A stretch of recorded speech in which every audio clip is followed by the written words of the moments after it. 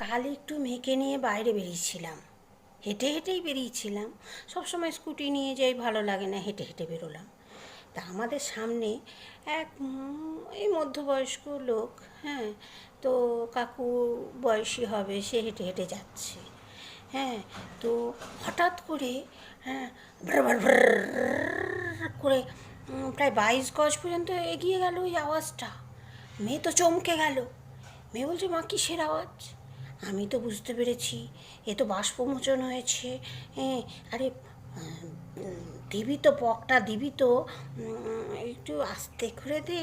বাচ্চারা সাইডে এদিক ওদিক কত লোক আছে না, এরকম ব্রর করে গাড়ি চালানোর মতন 22 গজ পর্যন্ত এগিয়ে যাওয়ার কোনো মানে আছে?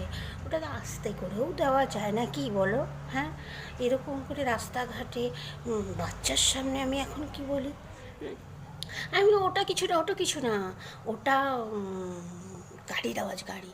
বলছে, মা এখানে তো কোনো গাড়ি নেই। কি বলি মেয়েকে? আমি বলছি, তুই দেখতে পাচ্ছিস না গাড়ি আছে, গাড়ি আছে, সে গাড়ির আওয়াজ হলো।